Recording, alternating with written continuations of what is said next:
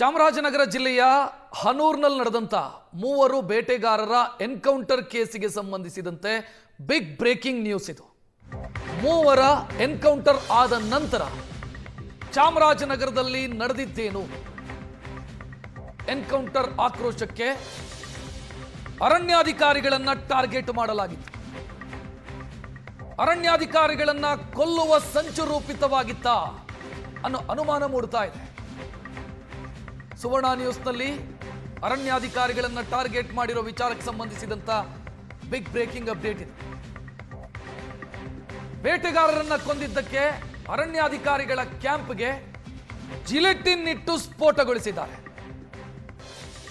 6 ಕಳ್ಳಬೇಟೆ ತಡೆ ಕ್ಯಾಂಪ್ಗಳನ್ನ ಜಿಲೆಟಿನ್ ಬಳಸಿ ಸ್ಫೋಟಿಸಿರೋದು ದುಷ್ಕರ್ಮಿಗಳು. ಎನ್ಕೌಂಟರ್ ನಂತರ ಅರಣ್ಯಾಧಿಕಾರಿ ಕಚೇರಿಗೆ ನುಗ್ಗಿದ್ದಾರೆ. ಸಂಬಂಧಿಕರು ಮತ್ತು ಸ್ಥಳೀಯರು ಅಲ್ಲಿ ಗಲಾಟೆ ಮಾಡಿದ್ದಾರೆ. ಇದೇ ವೇಳೆ ಕಳ್ಳಬೇಟೆ ಶಿಬಿರಗಳು ಏನಿದಾವೆ, ಕಳ್ಳಬೇಟೆಯನ್ನ ತಡೆಯೋದಕ್ಕೆ ಮಾಡಲಾಗಿರುವಂತ ಶಿಬಿರಗಳು, ಕ್ಯಾಂಪ್ಗಳು, ಇಲ್ಲಿ ಜಿಲೆಟಿನ್ ಇಟ್ಟು ಬ್ಲಾಸ್ಟ್ ಮಾಡಿದ್ದಾರೆ.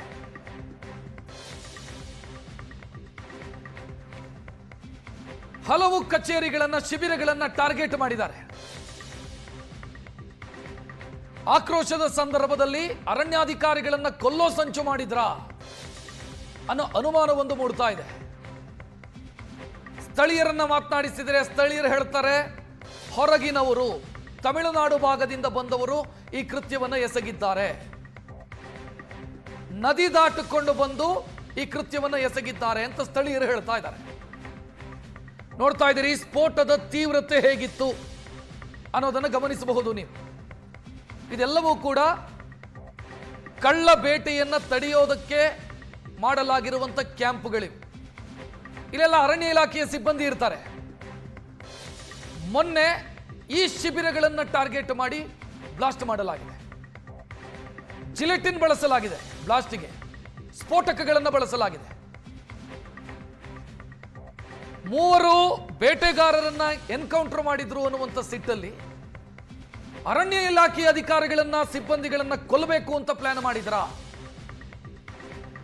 ಅನ್ನೋ ಆತಂಕವೊಂದು ಸೃಷ್ಟಿಯಾಗ್ತಾ ಇದೆ. ಕೊತ್ನೂರು ಬಳಿ ಮಿಂಚಿನಾರೆ ಹಳ್ಳದ ಕಳ್ಳಬೇಟೆ ತಡೆ ಶಿಬಿರದಲ್ಲೂ ಕೂಡ ಇದೇ ರೀತಿಯಾಗಿದೆ. ಜಿಲೆಟಿನ್ ಕಡ್ಡಿ ಬಳಸಿ ಆ ಕ್ಯಾಂಪ್ ಅನ್ನು ಬ್ಲಾಸ್ಟ್ ಮಾಡಿದ್ದಾರೆ ದುಷ್ಕರ್ಮಿಗಳು. ಇನ್ನು ಹೊಳೆ ಮುರುದಟ್ಟಿ ಶಿಬಿರದಲ್ಲೂ ಕೂಡ ಜಿಲೆಟಿನ್ ಬ್ಲಾಸ್ಟ್ ಆಗಿದೆ. ಜಿಲೆಟಿನ್ ಬಳಸಿ ಬ್ಲಾಸ್ಟ್ ಮಾಡಿದ್ದಾರೆ. ಕ್ಯಾಂಪು ಮತ್ತು ಸಿಬ್ಬಂದಿಯನ್ನ ಟಾರ್ಗೆಟ್ ಮಾಡಿ ದಾಳಿ ಮಾಡಿರೋದು. ಸ್ಫೋಟದ ತೀವ್ರತೆಗೆ ಗೋಡೆಗಳು ಬಿರುಕು ಬಿಟ್ಟಿದ್ದಾವೆ. ಶಿಬಿರದಲ್ಲಿದ್ದಂಥ ವಸ್ತುಗಳು ಭಸ್ಮವಾಗಿದ್ದಾವೆ. ತಮಿಳುನಾಡಿನಿಂದ ಬಂದಂತ ದುಷ್ಕರ್ಮಿಗಳು ಈ ಕೃತ್ಯವನ್ನು ಎಸಗಿದ್ದಾರೆ ಅನ್ನುವಂಥ ಅನುಮಾನ. ಗಡಿ ಜಿಲ್ಲೆಯಾಗಿರೋದ್ರಿಂದ ಪಕ್ಕದ ತಮಿಳುನಾಡಿನಿಂದ ಬಂದು ಈ ಕೃತ್ಯವನ್ನು ಎಸಗಿದ್ದಾರೆ ಅನ್ನುವಂಥ ಮಾಹಿತಿ ಲಭ್ಯವಾಗ್ತಾ ಇದೆ.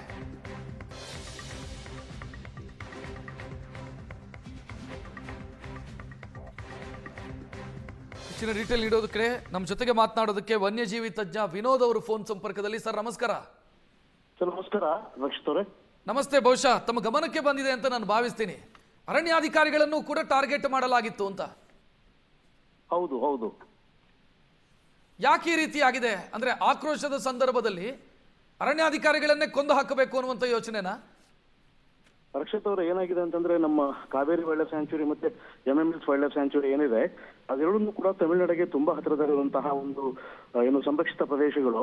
ಇಲ್ಲಿ ಏನಾಗುತ್ತೆ ಅಂತಂದ್ರೆ ಇದು ಅಂದ್ರೆ ನಾವು ಆ ಇನ್ಸಿಡೆಂಟ್ ಅನ್ನ ಸಪರೇಟ್ ಆಗಿ ನೋಡೋಣ. ಯಾವುದು ಅದು ಎನ್ಕೌಂಟರ್ ಆಯ್ತು, ಬೇಟೆಗಾರರು ಬಂದು ಬೇಟೆಗಾರರಿಗೆ ಹೊಡೆದ್ರು ಅಂತ ಹೇಳಿ ಅದ್ರಲ್ಲಿ 3 ಜನ ಸತ್ರು ಅಂತ ಇದೆಯಲ್ಲ, ಅದು ಜೊತೆಗೆ ಏನಾಗಿದೆ ಅಂತಂದ್ರೆ ಈ ಹಿಂದೆನೂ ಕೂಡ ಅನೇಕ ಸಂದರ್ಭಗಳಲ್ಲಿ ಅನೇಕ ಈ ತರದ ವೈಲ್ಡ್ ಲೈಫ್ ಕೇಸಸ್ ಕ್ರೈಮ್ ಆದಂತಹ ಸಂದರ್ಭಗಳಲ್ಲಿ ಕರ್ನಾಟಕದ ಅರಣ್ಯ ಸಿಬ್ಬಂದಿ ಆಕ್ಷನ್ ತಗೊಂಡಂತಹ ಸಂದರ್ಭದಲ್ಲಿ ನಾಡಿನಿಂದ ತಮಿಳುನಾಡು ಭಾಗದಲ್ಲಿರುವಂತಹ ಕೆಲವು ದುಷ್ಕರ್ಮಿಗಳು ಅಥವಾ ದುಷ್ಟಕೂಟಗಳು ಏನಿದಾವೆ ಆಕ್ಟಿವ್ ಆಗಿರುವಂತವು, ಪೋಚಿಂಗ್ ಅಲ್ಲಿ ಅಥವಾ ಸ್ಮಗ್ಲಿಂಗ್ ಅಲ್ಲಿ ಆಕ್ಟಿವ್ ಆಗಿರುವಂತವು, ಅದು ಯಾವಾಗ್ಲೂ ಕೂಡ ಬಂದು ಕರ್ನಾಟಕದ ಮೇಲೆ, ಕರ್ನಾಟಕದ ಅರಣ್ಯ ಇಲಾಖೆಯ ಪ್ರಾಪರ್ಟಿಗಳ ಮೇಲೆ ದಾಳಿ ಮಾಡಿರುವಂತಹ ಬೇಕಾದಷ್ಟು ಉದಾಹರಣೆಗಳಿದಾವೆ ನಮ್ಮ ಹತ್ರ.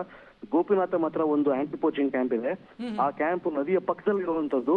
ಅಲ್ಲಿಗೂ ಕೂಡ ಒಂದ್ಸತಿ ಇದೇ ತರದ ಒಂದು ರಾತ್ರಿ ಹೊತ್ತು ಏನೋ ಕಾಡಿಗೆ ನುಗ್ಗಿದಾಗ ತಮಿಳುನಾಡಿನಿಂದ ಬೇಟೆಗಾರರ ತಂಡ ನುಗ್ಗಿತ್ತು. ಅವಾಗ ಕೂಡ ಗುಂಡಿನ ಚಕಮಕಿ ಆಗಿತ್ತು. ಅವತ್ತಾದಂತಹ ಗುಂಡಿನ ಚಕಮಕಿಯಲ್ಲಿ ರಾತ್ರಿ ಅರಣ್ಯ ಇಲಾಖೆಯವರು ಫೈರ್ ಮಾಡಿದಾಗ 3 ಜನ ಇಂಜುರಿ ಆಗಿತ್ತು, ಓಡೋಗಿದ್ರು. ಏನಾಯ್ತು ಯಾರಿಗೂ ಗೊತ್ತಾಗ್ಲಿಲ್ಲ. 48 ಅವರ್ಸ್ ಆದ್ಮೇಲೆ ಗೊತ್ತಾಗಿದ್ದೇನೆಂದ್ರೆ ಆ ಭಾಗದ ಒಬ್ಬ ಅತ್ಯಂತ ಪ್ರಭಾವಿ ಮತ್ತು ಪ್ರಬಲ ವೈಲ್ಡ್ ಲೈಫ್ ಪೋಚರ್ ಅಂದ್ರೆ ವನ್ಯಜೀವಿ ಬೇಟೆಗಾರ ಆ ಒಂದು ಪೂಚಿ ಇದ್ರೆ ಆ ಒಂದು ಗುಂಡಿನ ಚಕಮಕಿಯಲ್ಲಿ ಸತ್ತೋಗಿದ್ದ ಅವನು ಸತ್ತೋಗಿದ್ದು ಗೊತ್ತಾದ ಮೇಲೆ ಅದು ದೊಡ್ಡ ಹಿನ್ನಡೆ ಆಯ್ತು. ಅಲ್ಲಿ ಆ ಭಾಗದಲ್ಲಿ ಕಳ್ಳ ಬೇಟೆಗಾರರಿದ್ದಾರೆ ಅವ್ರಿಗೆಲ್ರಿಗೂ ತುಂಬಾ ದೊಡ್ಡ ಹಿನ್ನಡೆ ಆಗಿತ್ತು. ಸೊ ಮತ್ತೆ ಕರ್ನಾಟಕ ಅರಣ್ಯ ಇಲಾಖೆಗೆ ಅದೊಂಥರ ವಿಕ್ಟರಿ ಆಗಿತ್ತು. ಯಾಕಂತಂದ್ರೆ ಅಂತ ಒಬ್ಬ ದೊಡ್ಡ ಪೂಚರ್ನ ಅವರು ಆಕ್ಸಿಡೆಂಟಲ್ ಆಗಿ ಹೊಡೆದಾಕಿದ್ರು. ಅದಾದ ಮೇಲೆ ಏನಾಯ್ತು ಅಂತಂದ್ರೆ ಬಹುಶಃ ಹತ್ರ ಒಂದು 6 ತಿಂಗಳುಗಳ ಕಾಲ ಆ ಆಂಟಿ ಪೋಚಿಂಗ್ ಕ್ಯಾಂಪ್ ಅಲ್ಲಿ ಕೆಲಸ ಮಾಡ್ಲಿಕ್ಕೆ ಆಗ್ತಿರ್ಲಿಲ್ಲ. ಯಾವಾಗ ಬೇಕಾದ್ರೂ ತಮಿಳುನಾಡು ಕಡೆಯಿಂದ ಬಂದು ಒಂದಷ್ಟು ಜನ ಅದನ್ನ ಧ್ವಂಸ ಮಾಡುವಂತದ್ದು, ಅರಣ್ಯ ಇಲಾಖೆ ಸಿಬ್ಬಂದಿಗಳ ಮೇಲೆ ಹಲ್ಲೆ ಮಾಡುವಂತಹ ಸಾಧ್ಯತೆಗಳು ಜಾಸ್ತಿ ಇತ್ತು. 2-3 ಅಟೆಂಪ್ಟ್ ಕೂಡ ಆಗಿತ್ತು. ಅದನ್ನು ಕೂಡ ಅವರು ನಿಷ್ಕ್ರಿಯಗೊಳಿಸಿದ್ರು. ಅಂದ್ರೆ ಇಲ್ಲಿ ಏನಾಗ್ತಾ ಇದೆ ಅಂತಂದ್ರೆ ಗಡಿಯಾಚೆಗಿಂದ ಒಂದು ಸಪೋರ್ಟ್ ಸಿಸ್ಟಮ್ ಇರೋದೇ ಪ್ರಾಬ್ಲಮ್ ಆಗ್ತಾ ಇದೆ. ಈ ಪರಿಸ್ಥಿತಿಯ ದುರ್ಲಾಭ ಪಡಿತಾರೆ. ಹೌದು ಕೇರಳದಲ್ಲೂ ಇದೇ ತರದಾಗಿತ್ತು. ನಮ್ಮ ಕಬಿನಿ ಭಾಗದಲ್ಲಿ ಅಲ್ಲಿ ಗೆಂದಿತ್ತೂರ್ ಅಂತ ಊರು, ಆ ಭಾಗದ ಅದೊಂದು ಆಪೋಸಿಟ್ ಸೈಡ್ ಕೇರಳದಲ್ಲಿ ಪೂಲ್ಪಳ್ಳಿ, ಈ ಕಡೆ ನಮ್ಮ ವಯನಾಡು ವೈಲ್ಡ್ ಲೈಫ್ ಸ್ಯಾಂಚುರಿ ಕಡೆ ಇರುವಂತದ್ರಲ್ಲಿ ಅಲ್ಲಿ ಕೂಡ ಇದೇ ತರದ್ದು ಒಂದಷ್ಟು ದುಷ್ಕರ್ಮಿಗಳದ್ದು ಒಂದು ಜಾಲಗಳು ಸಕ್ರಿಯವಾಗಿದ್ದಾವೆ. ಕರ್ನಾಟಕದ ಭಾಗದಲ್ಲಿ ಅವಾಗ ಇನ್ಸಿಡೆಂಟ್ಗಳಾದಾಗ ಆ ಕಡೆಯಿಂದ ಬಂದು ಈ ಕಡೆ ದಾಳಿ ಮಾಡುವಂತಹ ಸಾಕಷ್ಟು ಕೇಸಸ್ ಮತ್ತೆ ಎಕ್ಸಾಂಪಲ್ಸ್ ನಮ್ಮ ಹತ್ರ ಇದಾವೆ. ಇದನ್ನ ಅರಣ್ಯ ಇಲಾಖೆ ಮತ್ತು ನಮ್ಮ ಗೃಹ ಇಲಾಖೆ ಬಹಳ ಸೀರಿಯಸ್ ಆಗಿ ತಗೊಂಡು ಅದ್ರ ಮೇಲೆ ಆಕ್ಷನ್ ತಗೋಬೇಕು. ಯಾಕಂತಂದ್ರೆ ನಮ್ಮ ಗಡಿ ಎಷ್ಟು ಭದ್ರವಾಗಿರುತ್ತೆ ಅಷ್ಟು ಅನುಕೂಲ ಆಗತ್ತೆ. ಮತ್ತೆ ನೀವು ವೈಲ್ಡ್ ಲೈಫ್ ಕನ್ಸರ್ವೇಷನ್ ಮತ್ತೆ ಪ್ರಿಸರ್ವೇಷನ್ ವಿಚಾರ ತಗೊಂಡ್ರೆ ಕರ್ನಾಟಕ ಭಾಗದಲ್ಲಿ ಸಂರಕ್ಷಣೆ ತುಂಬಾ ಚೆನ್ನಾಗಾಗ್ತಾ ಇದೆ ಬೇರೆ ಸ್ಟೇಟ್ ಗಳಿಗೆ ಕಂಪೇರ್ ಮಾಡಿದ್ರೆ. ಸೊ ಇಲ್ಲಿ ಬಿಗಿ ಆಗಿರೋದ್ರಿಂದಾನೇ ಪ್ರಾಬ್ಲಮ್ ಆಗ್ತಿರೋದು. ಕರ್ನಾಟಕದಲ್ಲಿರುವಂತಹ ಬಿಗಿಯಾದ ಸಿಸ್ಟಮ್ ಅನ್ನ ವೀಕ್ ಮಾಡೋದಕ್ಕೆ ಏನ್ ಬೇಕು ಅದೆಲ್ಲಾ ಪ್ರಯತ್ನಗಳನ್ನ ಅವ್ರು ಮಾಡ್ತಾ ಇದ್ದಾರೆ. ಅಂದ್ರೆ ಈ ಕಳ್ಳಬೇಟೆಯ ಒಂದು ಇಕೋ ಸಿಸ್ಟಮ್ ಡೆವಲಪ್ ಆಗಿದೆ ಅಲ್ಲ ಸುತ್ತಮುತ್ತ ಎಲ್ಲ. ಅವರು ಇಂಥ ಪರಿಸ್ಥಿತಿ ಬಂದಾಗ ಅದರ ದುರ್ಲಾಭ ಪಡ್ಕೊಳ್ಳುವಂತ ಪ್ರಯತ್ನ ಮಾಡ್ತಾರೆ. ಕರೆಕ್ಟ್. ನಿಮ್ಗೆ ಇನ್ನೊಂದು ಎಕ್ಸಾಂಪಲ್ ಹೇಳೋದಾದ್ರೆ ಈ ನಮ್ಮ ಇಲ್ಲಿ ಮಾರ್ಟಳ್ಳಿಂದ ಮೇಲ್ ಹೋದ್ರೆ ನಿಮ್ಗೆ ಕರ್ನಾಟಕದ ಮತ್ತೆ ತಮಿಳುನಾಡು ಬಾರ್ಡರ್ ಅಲ್ಲಿ ಬರ್ಗೂರ್ ಅಂತ ಒಂದು ಊರಿದೆ. ಆ ಬರ್ಗೂರಿಂದ ದನಗಳನ್ನ ಹೊಡ್ಕೊಂಡು ಬಂದು ಕರ್ನಾಟಕದ ಕಾಡದಲ್ಲೇ ಮೇಯ್ಲಿಕ್ ಬಿಡ್ತಾರೆ. ಅದು ಕೂಡ ಅಷ್ಟೇನೆ. ದನಗಳೆಲ್ಲ ತಮಿಳುನಾಡಿಂದು ಅದೆಲ್ಲ ಬಂದು ಮೇಯೋದು ಕರ್ನಾಟಕದ ಕಾಡಲ್ಲಿ. ಸೊ ನಮ್ಮ ಸಂಪನ್ಮೂಲ, ನಮ್ಮ ಕಾಡು, ನಮ್ಮ ಅರಣ್ಯ ನಾಶ ಆಗ್ತಾ ಇದೆ. ಆಯ್ತಾ? ಬಟ್ ಅದ್ರದ್ದು ಲಾಭ ಪಡಿತಾ ಇರೋದೆಲ್ಲ ತಮಿಳುನಾಡಿನ ಜನಗಳು ಮತ್ತೆ ತಮಿಳುನಾಡಿನ ಜಮೀನ್ದಾರಗಳು. ಅಲ್ಲಿರುವಂತಹ ಶ್ರೀಮಂತ ಜಮೀನ್ದಾರಗಳು ಏನ್ ಮಾಡ್ತಾರೆ, ಕರ್ನಾಟಕದಲ್ಲಿ ಈ ಭಾಗದಲ್ಲಿರುವಂತಹ ಪರಿಶಿಷ್ಟ ಜಾತಿ ಮತ್ತು ಪರಿಶಿಷ್ಟ ಪಂಗಡದ ವ್ಯಕ್ತಿಗಳನ್ನ ಅವರಿಗೆ ಸಾಲವನ್ನ ಕೊಟ್ಟು ಆ ಸಾಲವನ್ನ ತೀರ್ಸೋದಕ್ಕೆ ದನಗಳನ್ನ ಕೊಟ್ಟು ನಮ್ಮ ದನಗಳನ್ನ ನೀವು ಮೇಯಿಸ್ಕೊಂಡ್ ಬನ್ನಿ, ಅದ್ರದ್ದು ಸಗಣಿಯನ್ನ ನಮಗ್ ಕೊಡಿ, ಅದರ ಹಾಲನ್ನ ನಮಗ್ ಕೊಡಿ ಅಂತ ಹೇಳಿ ಆ ಸಗಣಿ ಮತ್ತೆ ಆ ಹಾಲನ್ನ ಅವರು ಬೇರೆ ಸ್ಟೇಟ್ ಗಳಿಗೆ ಮಾರಾಟ ಮಾಡ್ಕೊಳ್ತಾ ಇದ್ದಾರೆ. ಬೇರೆ ಸ್ಟೇಟಿನ ಎಸ್ಟೇಟ್ಗಳಿಗೆ, ಕಾಫಿ ಎಸ್ಟೇಟ್ಗಳಿಗೆ ಹೋಗ್ತಾ ಇದೆ. ಇದು ಕೂಡ ಅಷ್ಟೇ.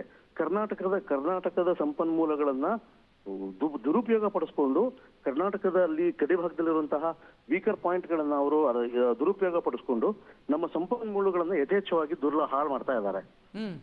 ಸೊ ಹಾಗಾಗಿ ಇದು 2 ರಾಜ್ಯಗಳ ಒಂದು ಸಮಸ್ಯೆ ಆಗಿರೋದ್ರಿಂದ ಇದನ್ನು ತುಂಬಾ ಸೀರಿಯಸ್ ಆಗಿ ಮುಖ್ಯಮಂತ್ರಿಗಳ ನೇತೃತ್ವದಲ್ಲಿ ಇದನ್ನ ಬಗೆಹರಿಸುವಂತಕ್ಕೆ ಪ್ರಯತ್ನಗಳನ್ನ ಮಾಡಬೇಕಾಗಿದೆ. ಥ್ಯಾಂಕ್ ಯು ವಿನೋದ್ ಅವರೇ, ಸುವರ್ಣ ನ್ಯೂಸ್ ಜೊತೆಗೆ ಮಾತನಾಡಿದ್ದಕ್ಕೆ.